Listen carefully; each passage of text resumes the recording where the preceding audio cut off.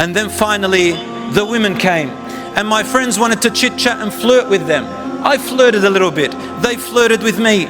And then we began to exchange words night after night, day after day. My friends would go into rooms in hotels and they would come out all happy and excited, and then they would drink. And I'm just smiling and laughing until my temptations began to overcome me. I said, "Ya Sheikh," one of the women who sat with me, she was so charming and she was so good.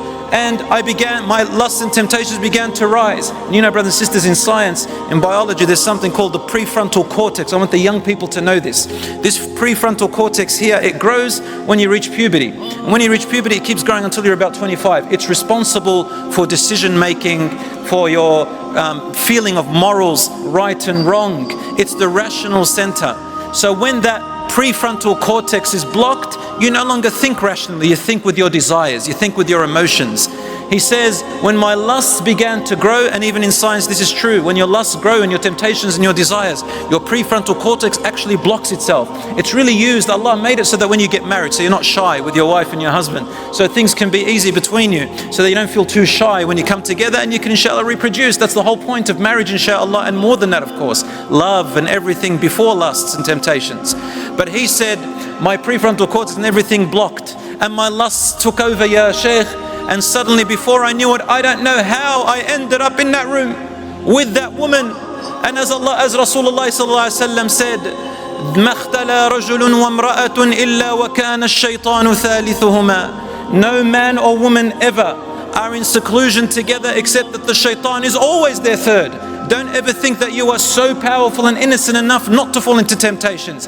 He said, "Ya Sheikh, I've never done anything like that before in my life." And then suddenly 1 minute became 2 minutes, and 2 minutes became 5, and suddenly I found myself doing the haram with her, the absolute zina. And Ya Sheikh, I don't know what happened to me. And then after this temporary lustful enjoyment, suddenly it was ended. And when it was ended, my temptations cooled down, my lusts cooled down, and then my conscience and my iman came back, and the guilt and the shame began to hurt me. I felt like I was about to fall to the floor. I felt like heat began to rise in my body in a way of guilt and shame that I wished I could never exist.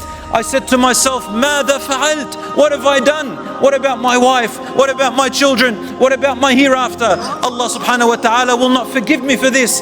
Oh my God, how I penetrated this wall. Ya Rab, he said, I forgot about everything. I just began to scream, and I rushed out of the door and ran down the stairs. He says, at the door of the hotel, I saw one of the main culprits that was with us. He ended up being, sorry for this word, he goes, he ended up being a pimp, one who hires women, who takes money, and I had been one of the victims of this person after I knew. I said, subhanallah, I wish that they would have just taken my money and told me what they're trying to do to me. But subhanallah, I ended up doing zina, a major sin. Ya Allah, what am I going to do? And he says, that man who was with me, he's a Muslim apparently, and he said to me, what's wrong, what's wrong? I said to him, I have committed zina. Do you know what zina is? It's adultery. And the man just said to me, and he had a bottle of wine in his hand. He said, oh, it's easily fixed, my friend. Here, just drink a little bit of wine and you'll forget all your problems. You won't feel any guilt, you won't feel any stress, nothing. You'll just forget, enjoy. And he said to him, subhanallah, after now that I may be denied the wine of Jannah, after I've been denied possibly a wife in Jannah, you want to deny me now even the wine of Jannah? And then what did that man say to him, the shaitan? He said to him, Inna Allah ghafurur rahim. Allah is forgiving, most merciful. Allah will forgive you, don't worry. And he had forgotten that Allah subhanahu wa ta'ala is also shadidul iqab. He is also severe in his punishment at the same time, my brothers and sisters. He has prepared for the criminals a fire, that on the day of judgment 70,000 ropes around it. On every chain there are 70,000 angels. If one of them lets go, the fire will eat everyone. It has a terrible roar. He had forgotten that Allah is also shadidul iqab. I said to him, the person who was speaking, Ahmad, he said, I pushed him off me and I said, leave me alone. Leave me alone, you've done too much damage. He said, I went out of the hotel, Ya Sheikh, I don't know where I was going. I kept roaming the nights like a homeless person, crying, I can't eat, sleeping in different corners, looking through garbage bags like a homeless person because I don't deserve to be in this world. I became lower than any person, Ya Sheikh. I don't deserve any forgiveness from Allah. The Sheikh looks at him. He goes, I didn't know what to say to him.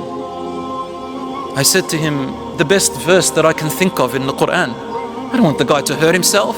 There's still hope, inshaAllah. He goes, I just recited, قُلْ يَا عِبَادِيَ الَّذِينَ أَسْرَفُوا عَلَىٰ أَنفُسِهِمْ لَا تَقْنَطُوا مِنْ رَحْمَةِ اللَّهِ إِنَّ اللَّهَ يَغْفِرُ الذُّنُوبَ جَمِيعًا إِنَّهُ هُوَ الْغَفُورُ الرَّحِيمُ. Say, O Muhammad, to my slaves who have overburdened themselves with guilt and regret, do not despair from the mercy and forgiveness of Allah. Allah forgives all sins. He is the most forgiver, the most merciful. The young Ahmad looked at the Sheikh and he said, Ya Sheikh, that is true. Allah will forgive everyone but me.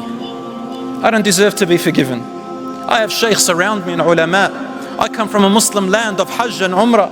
I'm married, I have children, I have wealth. I know what's halal and haram and I fell into it. I don't deserve to be forgiven, Ya Sheikh. This is not for me. Suddenly the announcement for his flight